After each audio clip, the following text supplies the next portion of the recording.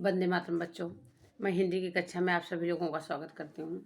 बच्चों, मैं आपको यहाँ जीएसपी बोर्ड एशियर हिंदी का आप लोग को आईएमपी पेपर पैटर्न डाल रही हूँ, जो 2025 में 95% उसमें से क्वेश्चन आएंगे। आप सभी विद्यार्थी लोग, छात्र एवं छात्राएं इस प्रश्न पत्र को जरूर देखें और सॉल्व करें। निम्नलिखित प्रश्नों के सही विकल्प चुनकर उत्तर लिखिए। बूढ़ी काकी की कल्पना में लाल लाल फूली फूली पूड़ियाँ क्या कर रही थी? नाच रही थी। भारत में लोहा इस्पात उद्योग विकसित करने वाले सज्जन का क्या नाम था? JRD टाटा। वकील साहब ने बिस्मिल को किसके नाम पर दस्तखत करने को कहा?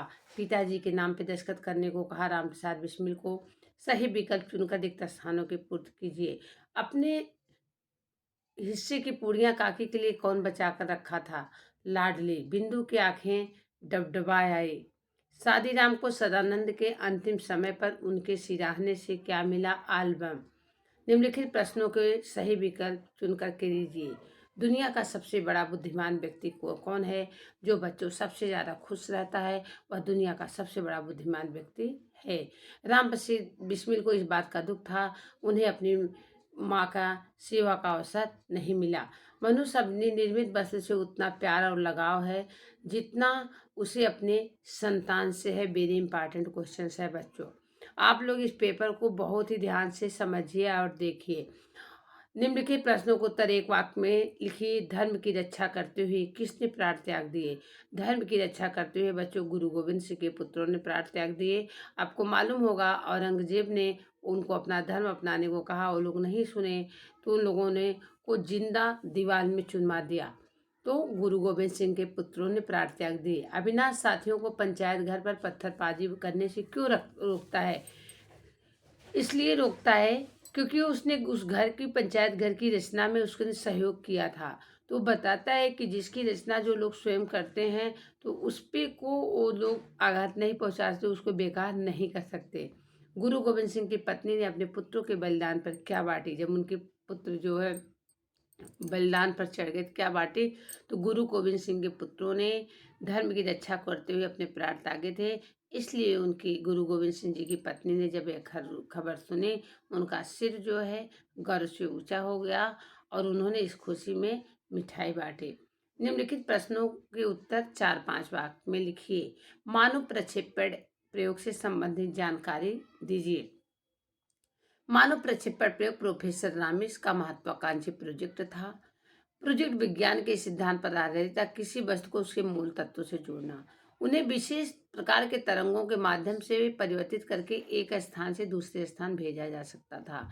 इसी आधार पर प्रोफेसर रामिस ने मानव शरीर को एक स्थान से दूसरे स्थान पर भेजने का प्रक्षेपण प्रयोग किया था। यदि मनुष्य यदि उदार बनता है तो देवदूत और यदि नीच बनता है तो शैतान। इसमें बच्चों आप बताइए इसका क्या होगा? प्रत्येक मनुष्य में अच्छाई और बुराई दोनों प्रवृत्तियां होती है।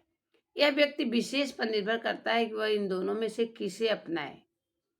दानशीलता और दूसरों की भलाई करने से बड़ा और कोई काम नहीं होता। भलाई करने वाले व्यक्ति की सभी प्रशंसा करते हैं जबकि बुराई किसी को पसंद नहीं आती।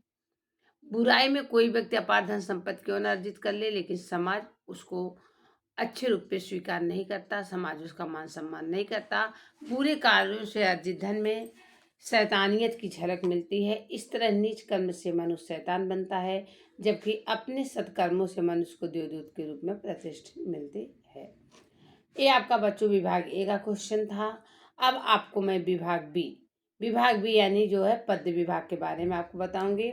यमुना के किनारे किस चीज का वृक्ष था जिसपे भगवान श्री कृष्ण बंसी बजाते थे? कदम का। किसकी कृपा से मीरा ने राम रतन धन पाया? सदगुरु की कृपा से मीरा ने राम रतन धन पाया।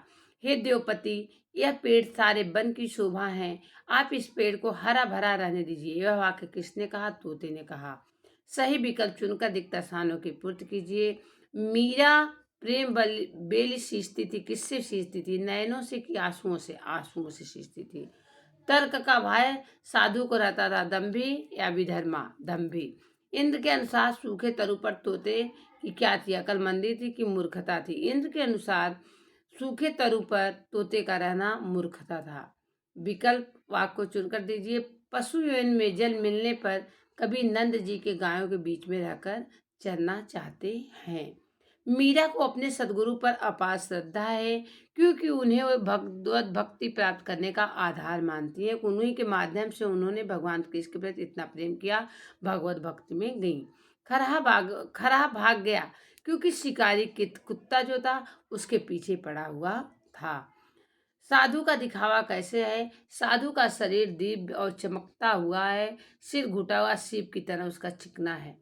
शहनाई कौन बजा रहा है? शहनाई भौरे बजा रहे हैं। करोड़ों लोगों के उत्साह भरे वचन क्या थे?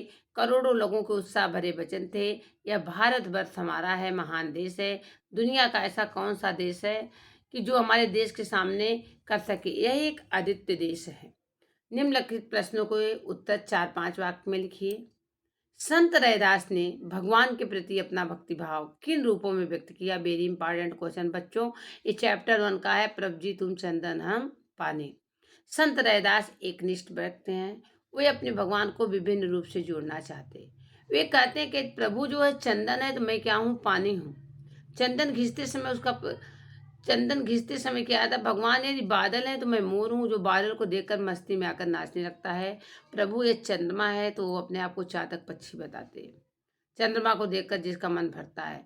अगर प्रभु दीपक है तो उसके अंदर जलने वाले अपने आप को बाती बताते हैं, अपने आप को जलाती रहती है। भगवान मोती है तो संत रैदास धागा है जिससे मोती पिरोई जाती है। प्रभु अगर सोना है तो सुहागा बताते हैं, जो उस पर एक केमिकल पदार्थ होता है, सोना पर डाल देने से उस पर ज्यादा चमक आ जाती है, जिसे सुहागा बोला जाता है। यदि भगवान स्वामी है तो रैदास दास बनना चाहते हैं। तो इस रूप से उन्होंने अपने भक्ति भाव को यहाँ पर व्यक्त किया।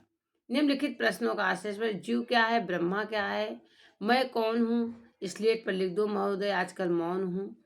यह इसका आशय देखिए, सब हट जाएंगे तो कोई व्यक्ति अपने विषय पर तर्क करने लगे। आपसे कोई व्यक्ति पूछने लगे भाई जीव क्या है, ब्रह्मा क्या है, परमात्मा क्या है, आप बिल्कुल मत घबराइए, कुछ मत बोलिए, केवल एक स्लेट पर लिख दीजिए आप मौन है। तो पब्लिक जो है जनता समझ जाएगी कि आपने अभी मौन व्रत धारण किया और वो तर्क वितर्क नहीं करेगी, आप एकदम मुक्त हो जाएंगे। तर्क करने वाले अपने आप से वहां चले जाएंगे। बच्चों ये सेक्शन बी का पद्य विभाग का था। अब आप देखिए विभाग सी व्याकरण विभाग बच्चों 18 मार्क्स का आएगा। जो 18 मार्क्स का बच्चों गद्य विभाग, 18 मार्क्स का पद विभाग एंड 18 मार्क्स का जो है आपका जो है व्याकरण विभाग आता है। 26 मार्क्स का विभाग डी आता है, जिसको लेखन विभाग बोलते हैं। एक तरफ एक खाई एक तरफ खंदक, इसका मतलब होता है बच्चों दोनों तरफ से संकट होना, कहावत है। कहावत में सिर्फ आपको अर्थ लिखना है और मुहावरे में बच्चों आपको उसका प्रयोग भी करना है। सब समूह मोर के पंख मोर पखा, संधि छोड़िए रसास्वादन, रस प्लस आस्वादन चैप्टर 2 बूढ़ी काकी का है। बी प्लस आकुल व्याकुल ये भी चैप्टर 2 का है। मुहावरे का बात न पचना, बात न पचने का मतलब होता है बच्चों तुम्हें सीता की बात का कोई नहीं बतानी चाहिए, उसके पेट में कोई बात नहीं पचती है। विरोधी शब्द का मतलब होता है बच्चों उल्टा उत्तर, उत्तर का विरोधी शब्द अपोजिट शब्द क्या होता है बच्चों? प्रश्न। प्रकाश, प्रकाश का अपोजिट शब्द होता है बच्चों अंधकार। पर्यायवाची शब्द, पर्यायवाची का मतलब समानार्थी। ऋण सेम शब्द जिसको बोलते, ऋण का मतलब होता है कर्ज। अद्भुत यानी विचित्र। भाववाचक संज्ञा लाचार लाचारी, प्रत्यय लगा देने पर भाववाचक संज्ञा बच जाता है। व्यक्ति व्यक्तित्व। विशेषण बनाइए, इसमें भी प्रत्यय ही जोड़ देते हैं। शरीर शारीरिक, स्वर्ग स्वर्गीय। कृतवाचक संज्ञा सेवा सेवक, भूलना भुलक्कड़। इन भाववाचक संज्ञा, कृतवाचक संज्ञा एंड विशेषण का मैंने वीडियो आपको डाला हुआ है, आप लोग देख लीजिएगा। उसमें प्रत्यय इंक्लूड कर देते हैं, बच्चों बन जाता है। जैसे सेवा, सेवा प्लस प्रत्यय लगा दिया हो गया सेवा। भूलना अक्कड़ प्रत्यय लग गया हो गया भुलक्कड़। समास बेचैन बहुब्रीहि समास। अनजान इसमें बहुब्रीहि भी आ जाएगा बच्चों और अव्ययी भी आ जाएगा। क्यों? अब मैंने समास का भी वीडियो आपको डाला हुआ है। ये आपका था विभाग सी बच्चों। अब अपना आप हम विभाग डी में लेते हैं। विभाग डी में आपको एक टिप्पणी आती है, देखिए यहाँ स्टडी के बारे में दिया गया है, लिखा गया है कि क्या है, और फिर उसके बाद आपको अनसीन पैसेज रहेगा, उसी के हिसाब से उसमें से ढूंढ करके आपको आंसर लिखना रहेगा। फिर उसके बाद आपका पत्र में बच्चों देखिए आपको पत्र को लिखना कैसे। पत्र का एक विशेष फोकस इस है क्या, आपको जिस साइड, अगर लेफ्ट साइड आप एड्रेस लिख रहे हो तो आपको लास्ट में अपना नाम जो है लेफ्ट में लिखना है। अगर आप राइट साइड एड्रेस लिख रहे हैं तो राइट में ही लिखना है। आपको जो लेटर हमारा लिखा जाएगा, देखिए इसमें लिखा जाएगा एक बिल्कुल स्टेट में लिखा होना चाहिए। स्टेट में लिखने का मतलब है कि जैसे मान लीजिए जब आपका लेटर कंप्लीट हो जाता है तो आप जहाँ से मान लीजिए इस साइड आपने लिखा एड्रेस, तो आपको इसी साइड लास्ट में जब कंप्लीट हो जाता है तो आपको देखिए यहाँ पर दिया है कि इसी साइड आपको जो है अपना नाम या जो भी लिखना है। ठीक है, तो आपको जो है ये स्टेट फॉर्म में बताया गया है।